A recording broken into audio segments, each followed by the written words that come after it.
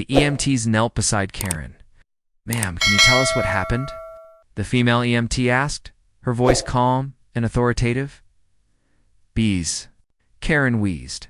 "Hundreds of them. I'm deathly allergic. My throat." "It's closing up," Heather said. "We have an EpiPen.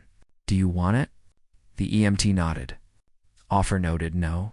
Karen snapped. I watched, fascinated, as the male EMT clipped a pulse oximeter onto her finger and wrapped a blood pressure cuff around her arm. He looked at the readings. I saw his eyebrows raise just a fraction of an inch.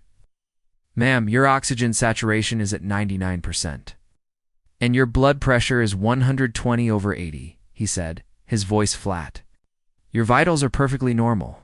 He glanced at her skin. "I don't see any sting marks either." Karen's eyes flew open. This was not part of the plan. "But I can't breathe," she insisted, adding a few pathetic-sounding coughs for effect. "The venom. I need an EpiPen." The female EMT opened their medical bag. Karen shrieked. It was a full-throated horror movie scream. She dropped the box, stumbling backward, flailing her arms wildly as if fighting off a swarm of invisible demons. One of the drone bees, probably attracted to the floral scent of her hairspray, bumped gently against her cheek before flying off into the twilight. She didn't get stung. She couldn't have been stung. But that didn't matter. The performance had begun. She threw herself to the ground, clutching her throat with both hands. "Help!" she gasped, her voice suddenly raspy and weak. "I can't breathe. The bees. They're killing me." She rolled on the pristine lawn next to the sidewalk, kicking her feet, her eyes squeezed shut. It was the worst piece of acting I had ever seen. But as lights started flicking on in the houses around us, I knew that didn't matter. She didn't scream because of a sting. She screamed because our camera's little red light, the one on the garage camera she must have finally noticed, was on. "Do I swat or do I salute?" Mr. Garcia asked, bat halfway up. Neither, Heather said. "Give her space," Nate whispered to his kids. "See? Overacting is not a career plan." Barry waved his arms at the crowd. "Everyone back. She's bee-toxic." "That's not a thing," I said. Karen peeked with one eye to make sure the audience was watching, then clutched her throat again. The drone bee bumped her sleeve like a tired Roomba and toddled away. The scene descended into chaos. Her screams had brought neighbors out of their houses, their faces etched with alarm. The Garcias from next door came running. Neighbor Nate appeared on his porch, his kids hiding behind his legs. Barry, her clipboard shadow, must have had a sixth sense for drama, because his car screeched around the corner moments later. He leaped out and ran to her side. "Karen, what happened?" he yelled, kneeling beside her writhing form. "It was Cruz," she gasped, pointing a trembling finger at our house. "He booby-trapped the mailbox." "Anaphylactic shock? Call 911. While Barry fumbled with his phone, Heather was already on the line with the dispatcher. I stood by her side, watching the scene unfold from our front window. Heather's voice was a perfect mask of calm concern.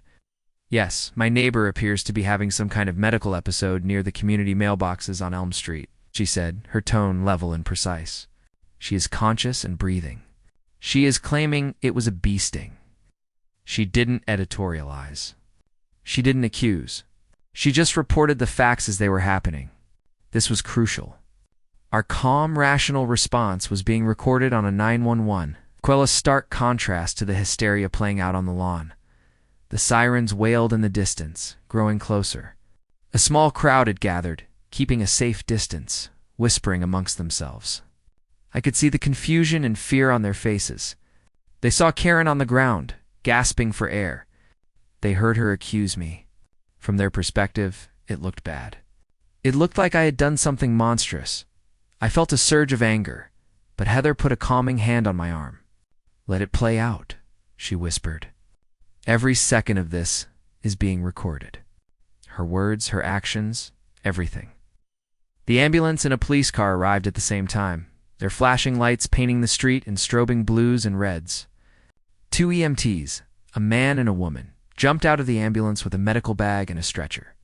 They were all business, their faces professionally blank as they pushed through the small crowd. The police officer, a young guy who looked like he was barely out of his teens, followed them, his hand resting near his sidearm.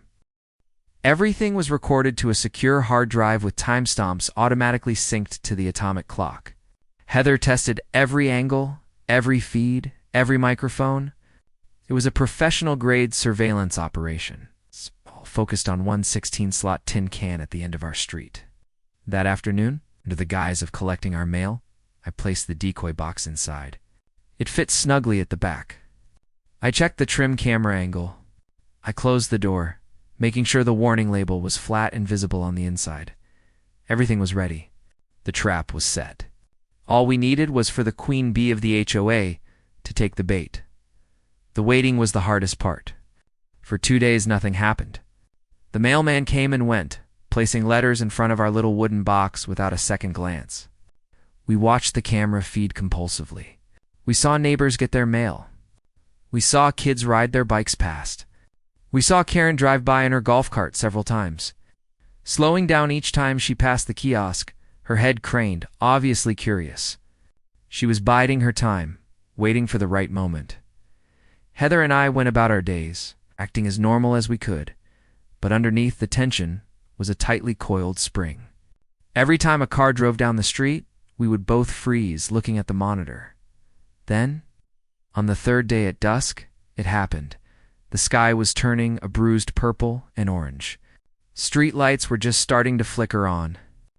It was that in-between time when shadows get long and things are hard to see. Perfect for someone who doesn't want to be seen. Karen's golf cart rolled silently to the curb. She got out and looked around. The street was empty. She didn't have her clipboard. She didn't have Barry. She was alone. This was it. Heather and I were in the living room, and the laptop open on the coffee table. We were watching 3 video feeds at once. The garage cam, the pinhole cam beside our slot, and the audio feed from the microphone rack. Heather had her hand on the mouse, ready to zoom in. My heart was a drum against my ribs. We watched as Karen approached the mail kiosk. She fumbled with her keys, her eyes darting left and right. She was nervous. Good. She skipped the master panel and went straight to our door. A copied key. The lock clicked. We later learned the builder kept a management duplicate. Karen held on to it. The small metal door swung open. On the laptop, the feed from the pinhole camera beside our slot flared to life. We had a perfect, crystal-clear close-up view of Karen Johnson's face, illuminated by the fading light. Her eyes widened as she saw the bright yellow warning label plastered on the inside of the door she had just opened. We could read her lips as she silently mouthed the words, "Warning. Live bees." The audio from the rock mic picked up her sharp intake of breath. She knew. She was warned. She could have closed the door right then, walked away, and we would have had nothing but a video of her opening a mailbox. But she couldn't help herself. The need to know, the need to be in control, was too strong. She reached in. Her hand moving past the warning sign, her fingers wrapping around the wooden decoy box. The pinhole camera captured every detail. She pulled the box forward toward the light, her face a mixture of suspicion and entitlement. She examined it for a moment, then, with a decisive tug, she lifted the lid. She'd read the warning. Drones only. Speaker noise. No stingers, no harm. Only proof. The effect was instantaneous, and I have to admit, deeply satisfying. The tiny speaker inside roared to life with the sound of 1,000 angry bees. The spring-loaded flap shot open, releasing the puff of yellow chalk dust right into her face. And the dozen big, fuzzy, harmless drone bees came bumbling out into the evening air, confused but loud. In the back corner of our yard, behind the rose bushes, were my beehives. I'm a hobbyist beekeeper. It's a calming, fascinating pastime. I love watching the intricate society of the hive, the way they all work together for a common goal. Bees are predictable. They're organized. They're everything Karen Johnson wasn't, and they were going to be our secret weapon. It's not real bees, Heather said immediately, reading my mind. Absolutely not. We can't put people in danger. Even Karen. It's not real stinging bees, I agreed. But the idea of bees, that's what we need. So we got to work building our decoy. I had a small, empty observation hive in the garage. It was a wooden box about the size of a shoebox with a plexiglass side. It was perfect. It was light, harmless, but it looked official and a little intimidating. Heather, ever the tech genius, took it to the next level. She bought a tiny Bluetooth speaker, the kind you can stick on a shower wall, and loaded it with a high-quality audio file of bees buzzing. It was surprisingly realistic. We secured the speaker inside the box. Then came the master stroke.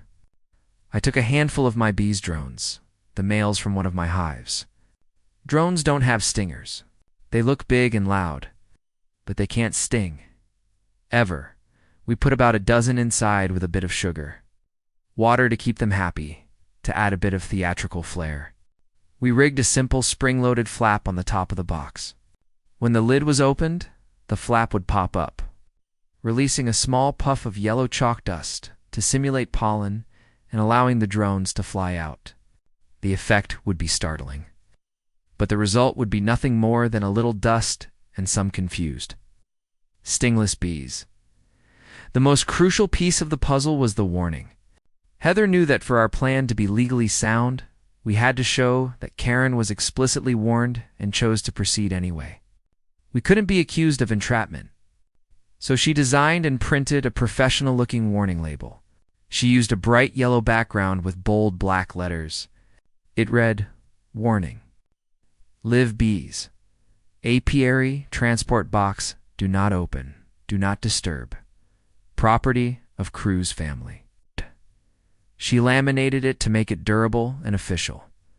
We didn't place this label on the outside of the box. That would be too easy for Karen to claim she didn't see it. Instead, we taped it firmly to the inside of our mailbox door. We used removable tape note residue, no markings left behind. To get to the bee box, she would have to open the mailbox, revealing the bright yellow warning in her face. She would have to physically reach past the sign to get to the decoy. There would be no way for her to claim she wasn't warned. It was a brilliant move, creating a clear line of intent. Opening the mailbox door could be an accident. Reaching past a giant warning sign to open a box inside, that's a choice. The final preparation was the surveillance. Heather's expertise with our home security system was invaluable. We had a camera pointed at our front yard, but the angle to the mail kiosk was poor. So we set up a new, dedicated system. She mounted a small, high-definition camera inside the garage, peering out a small window with a perfect, unobstructed view of the mailboxes. She ran the feed directly to her laptop. For audio, she placed a sensitive, long-range microphone in the thick bushes near the kiosk. It was weatherproof and looked like a rock. Finally, the piece de resistance, a tiny pinhole camera hidden in the kiosk trim beside our slot legal. Outside the box, framing anyone who opens our door. Postal Inspector Ramos. How can I help you? Heather, in her clear, steady voice, laid out the whole story. She started with the letter about the mailbox inspections. She detailed Karen's history of HOA overreach. Then she described what I had witnessed last night, the master key, the searching through mail, the staged confrontation. She was careful with her words, sticking only to the facts we could prove. She didn't say, "I think." Karen is a power-hungry tyrant. She said, the HOA president used a key to open a master panel and inspect the contents of 16 federally protected mailboxes. No, Inspector. Ramos listened patiently, not interrupting once. When she was done, there was a long pause. I could hear the faint sound of him typing in the background. "Ma'am," he finally said, his voice weary, like he'd heard 1,000 stories just like this one, unfortunately. "An accusation, even a credible one, isn't enough for me to get a warrant. Your husband was the only witness to the actual mail tampering. Her witness will say he saw something else. It becomes a he said, she said situation, and her video will only show the end of the confrontation." My heart sank. So that was it. She was going to get away with it. "So there's nothing you can do?" I asked, unable to keep the frustration out of my voice. "I didn't say that," Ramos replied.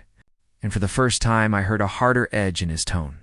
I said, "I can't act yet. What I need is incontrovertible evidence of her attempting to remove or inspect the contents of a mailbox. Ideally, video evidence. If you could provide me with a video showing her specifically opening your mailbox and attempting to interfere with your mail, then we have a case. A very, very strong case. Heather and I looked at each other. A spark of an idea passed between us.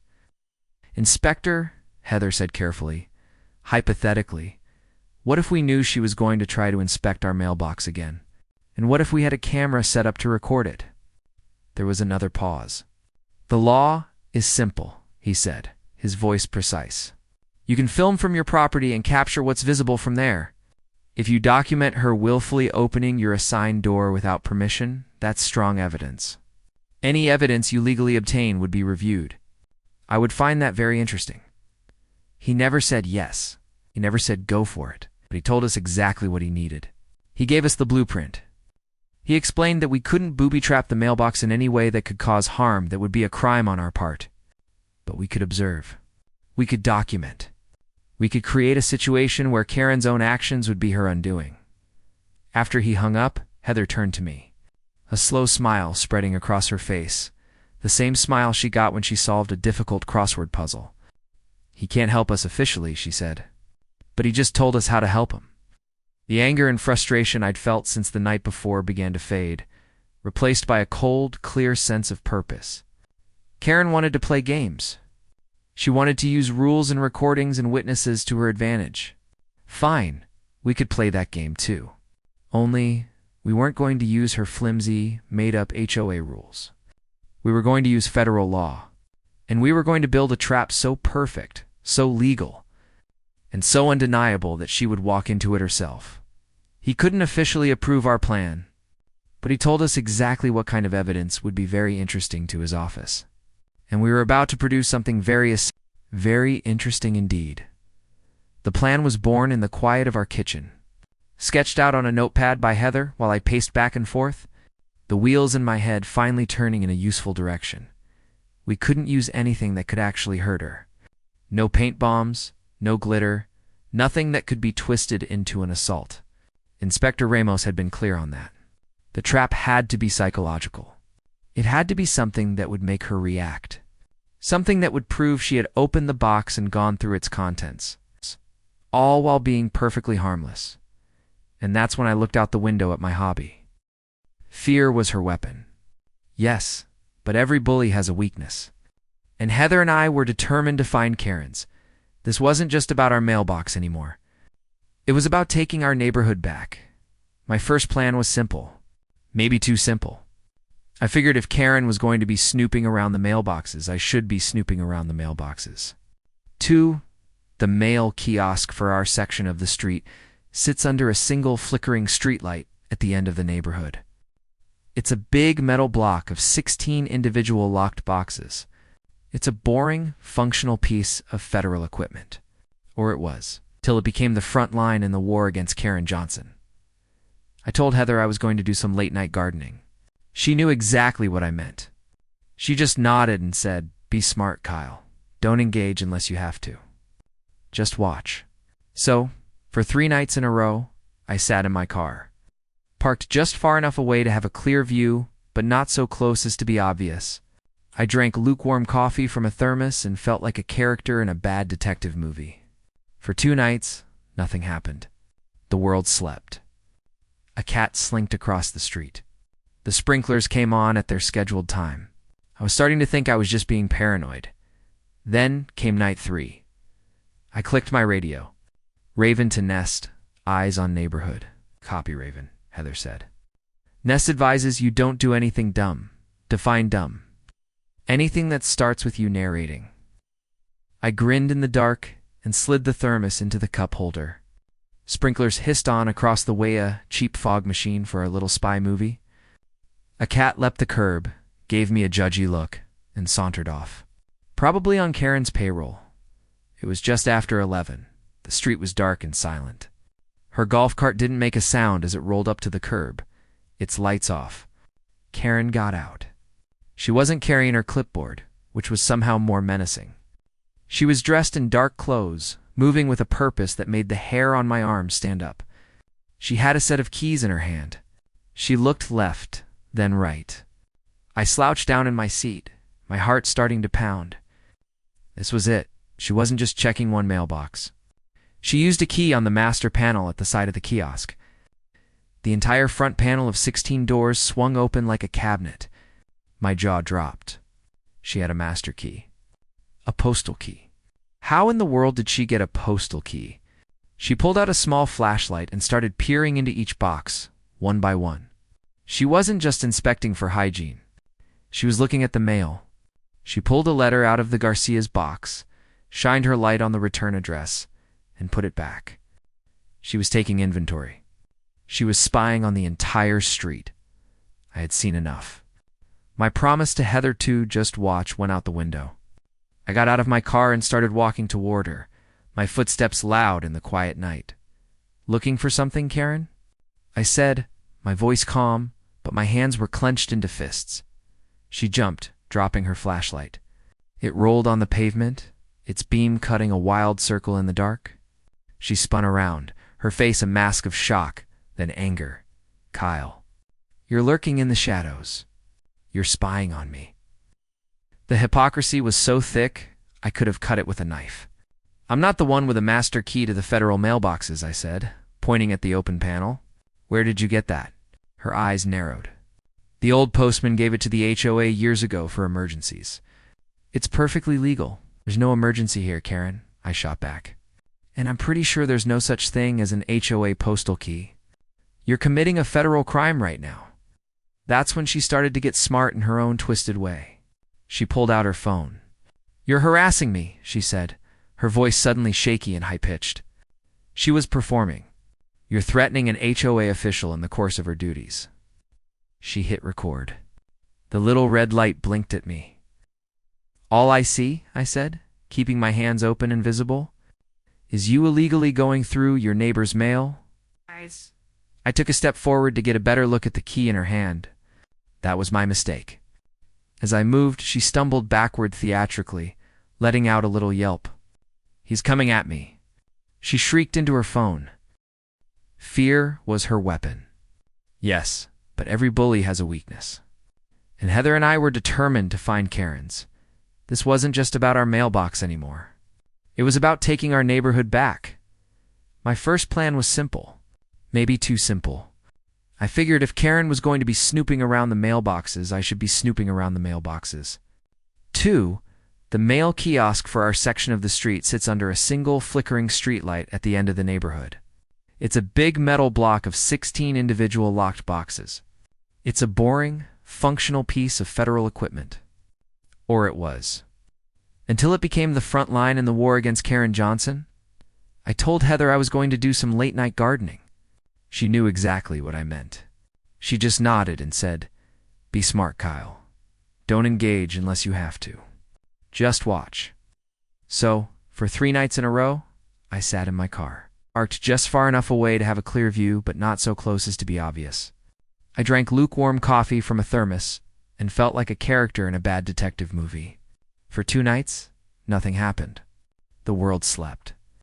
A cat slinked across the street. The sprinklers came on at their scheduled time. I was starting to think I was just being paranoid. Then came night 3. I clicked my radio. Raven to Nest. Eyes on neighborhood. "Copy, Raven," Heather said. "Nest advises you don't do anything dumb. Define dumb. It's anything that starts with you narrating." I grinned in the dark and slid the thermos into the cup holder. Sprinklers hissed on across the way, a cheap fog machine for our little spy movie. A cat leapt the curb, gave me a judgy look, and sauntered off. Probably on Karen's payroll. It was just after 11. The street was dark and silent. Her golf cart didn't make a sound as it rolled up to the curb, its lights off. Karen got out. She wasn't carrying her clipboard, which was somehow more menacing. She was dressed in dark clothes, moving with a purpose that made the hair on my arm stand up. She had a set of keys in her hand. She looked left, then right. I slouched down in my seat, my heart starting to pound. This was it. She wasn't just checking one mailbox. She used a key on the master panel at the side of the kiosk. The entire front panel of 16 doors swung open like a cabinet. My jaw dropped. She had a master key. A postal key. How in the world did she get a postal key? She pulled out a small flashlight and started peering into each box, one by one. She wasn't just inspecting for hygiene. She was looking at the mail. She pulled a letter out of the Garcia's box, shined her light on the return address, and put it back. She was taking inventory. She was spying on the entire street. I had seen enough. My promise to Heather to just watch went out the window. I got out of my car and started walking toward her, my footsteps loud in the quiet night. "Looking for something, Karen?" I said, my voice calm, but my hands were clenched into fists. She jumped, dropping her flashlight. It rolled on the pavement, its beam cutting a wild circle in the dark. She spun around, her face a mask of shock, then anger. "Kyle, you're lurking in the shadows. You're spying on me." The hypocrisy was so thick I could have cut it with a knife. "I'm not the one with a master key to the federal mailboxes," I said, pointing at the open panel. "Where did you get that?" Her eyes narrowed. "The old postman gave it to the HOA years ago for emergencies. It's perfectly legal." "There's no emergency here, Karen," I shot back. "And I'm pretty sure there's no such thing as an HOA postal key. You're committing a federal crime right now?"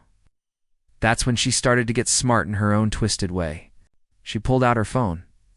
"You're harassing me," she said, her voice suddenly shaky and high-pitched. She was performing. "You're threatening an HOA official in the course of her duties." She hit record. The little red light blinked at me.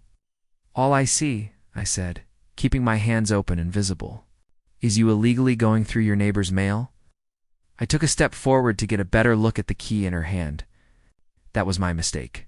As I moved, she stumbled backward theatrically, letting out a little yelp. "He's coming at me!" She shrieked into her phone. This fear she was peddling wasn't new. We'd seen it work on others for years.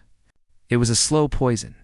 I remember neighbor Nate, a guy with 3 young kids who loved to draw in their driveway with sidewalk chalk.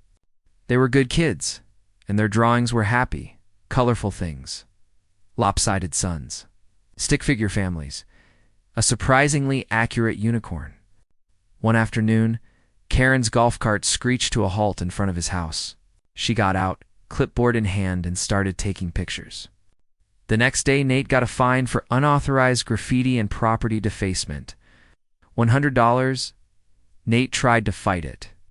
He came to the next HOA meeting, a printout of the rules in hand, showing there was no mention of sidewalk chalk. Karen just smiled her thin reptilian smile. "It falls under Section 9, maintaining aesthetic uniformity," she said, not even looking at her own copy. "Chalk drawings are temporary, yes, but they create a visual disruption." She made it sound like his 5-year-old's drawing of a rainbow was a public nuisance.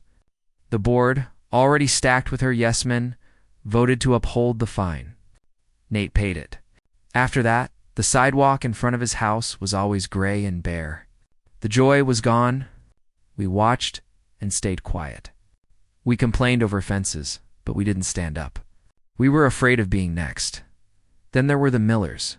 It's an older couple who had lived in the neighborhood for 20 years. Mrs. Miller loved to garden. Her prized possession was a cheerful 4-foot-tall garden gnome she called Gus. Gus had been in her flower bed since they moved in. He had a pointy red hat, a long white beard, and a fishing pole. He was, by all accounts, a happy gnome until Karen decided Gus was a violation. "Lawn ornaments are limited to a height of 18 inches, the notice read. Furthermore, all ornaments must be of a naturalistic theme. Gnomes are mythological creatures and are not permitted." The Millers were heartbroken. They pleaded with the board. They explained that Gus was a gift from their grandchildren. Karen was unmoved. She said if the gnome wasn't gone in 48 hours, they would be fined $50 a day. They moved Gus into their garage, and the flower bed looked empty and sad. Every time I walked past their house, I saw that bare patch of dirt where Gus used to be, and it made me angry. It was a tiny thing, a stupid gnome, but it was their tiny, stupid gnome. It was their property, and Karen had taken a little piece of their happiness for no reason other than because she could. We saw it happen. We shook our heads, but we didn't speak up. Karen paid $25 bounties for snitch pics. Smiles died. Doors shut. Heather and I had managed to stay off her radar for the most part. We followed the ridiculous rules. We brought in our trash cans on time. We used the approved shade of beige for our trim. We were careful. We were quiet. But this mailbox rule was different. It wasn't about the color of our house or a gnome on our lawn. It was an invasion. It was a demand for access to our private lives. Looking at the scared faces of our neighbors, at the sterile conformity settling over our street, I realized we had a choice. We could be like everyone else, keep our heads down, let her win, and hope she moved on to another target. Or we could be the ones who finally said no. We had watched her bully our friends and neighbors for too long. We had stayed silent while she turned our home into a place of fear. Now she was at our door and there was nowhere left to retreat. This was Karen's strategy. Rule by fear. Make the rules so absurd, so invasive, that people are too intimidated to question them. She fed on compliance. So, what's the plan? I asked, turning to Heather. My first instinct was to march over there, letter in hand, and have a very loud, very public conversation on her perfectly manicured lawn. But I knew that's what she wanted. She wanted a reaction. She wanted me to lose my temper, to give her ammunition. She'd record it on her phone, edit it to make me look like a monster, and email it to the entire neighborhood under the subject line, "Vicious neighbor threatens your president." Heather, as always, was 3 steps ahead. "The plan," she said, closing her laptop, "is to be smarter than her. We don't get angry. We get organized." She had that look in her eye, the one that meant spreadsheets were about to be created. It was the same look she got before planning a vacation or mapping out a home improvement project. It was a look that meant someone was about to be defeated by superior logistics. "She wants to inspect our mailbox," Heather said with a small, dangerous smile. "Okay, let's give her something to inspect." The next hour, we walked the dog without the dog. Neighbors cracked doors like we were selling curses. "She can't open mail, right?" Mr. Henderson whispered. "Only if the flag means SOS," I said, from behind us. Karen's golf cart drifted by, hazard lights blinking for dramatic effect. "Evening, citizens," she chirped, pen already hovering. Heather smiled. "Evening, private citizen." Karen's pen paused. "Cute cart," I added. "Does it come with a warrant?" She tightened her grip and rolled on. Heather squeezed my hand. "Evidence over ego," she murmured. We went on paper. The battle lines were drawn. Karen Johnson had declared war on our privacy, on our peace of mind, and on the United States Postal Service, whether she knew it or not. She thought a piece of paper made her a queen. But our house was our castle, and I was about to defend the Royal Mail this time. She picked the wrong family, the wrong house, and most definitely the wrong mailbox. Before Karen, our block felt like a TV set. Sugar cups, chalk suns, easy smiles. Kids left their bikes on the lawn. Neighbors borrowed cups of sugar and actually brought the cup back. Karen's rise to power was slow, then all at once. It started with small things. She joined the HOA board as the treasurer, a position no one else wanted. She was meticulous, which at first seemed like a good thing. She balanced the budget. She made sure the landscaping company was showing up on time. But then the note started, a polite reminder that you're trash. Cans were visible from the street 31 minutes after the approved time. A friendly suggestion that the shade of blue you painted your shutters was not on the pre-approved palette of suburban bliss. Each note was signed with a smiley face, but it felt like a threat. Slowly, she consolidated power.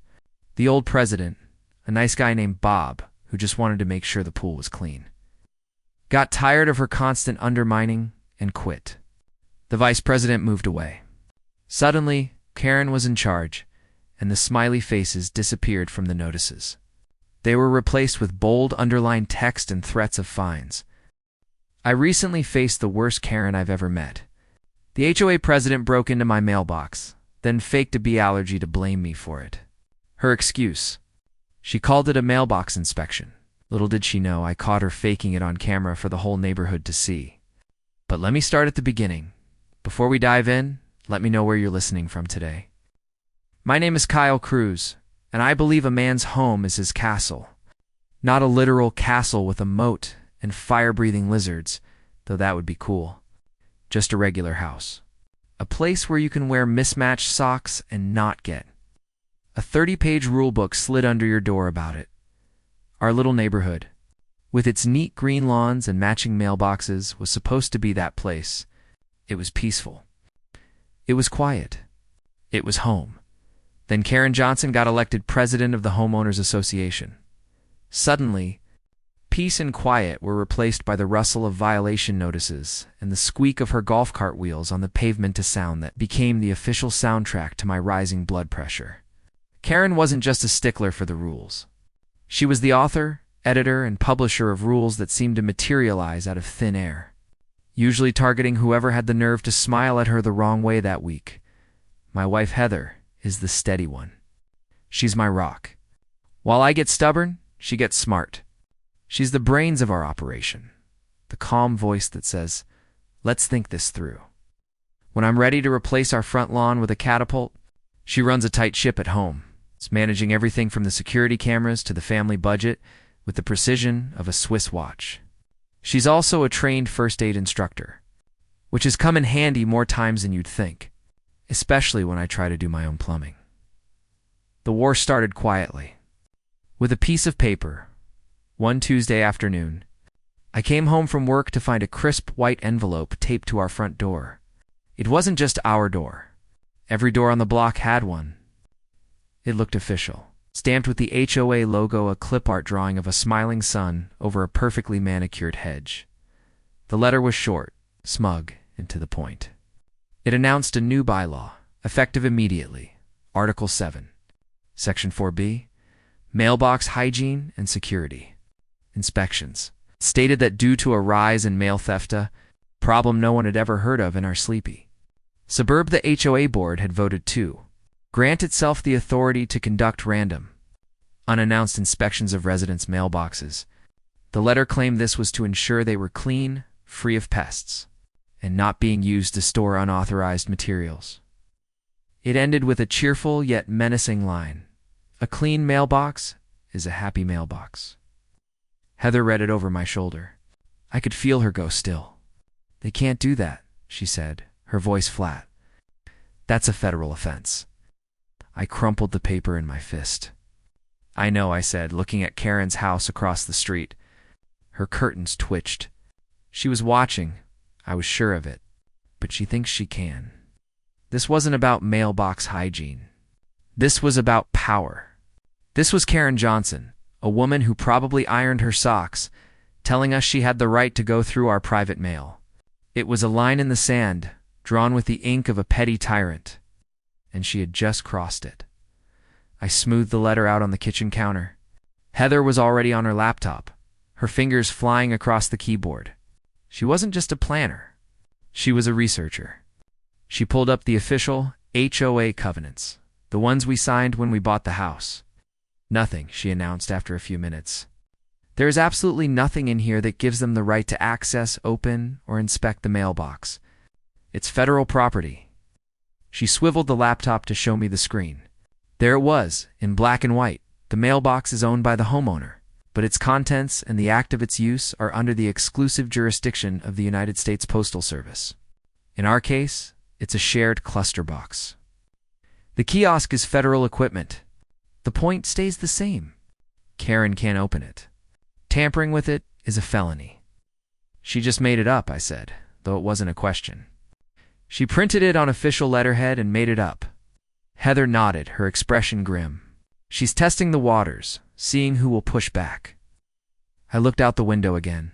Old Mr. Henderson from 2 doors down was reading his letter. His shoulders slumped. He carefully untaped it, folded it, and went back inside. No fight in him. The young couple next door, the Garcias, just moved in. They were probably terrified of getting on the wrong side of the HOA before they'd even unpacked all their boxes.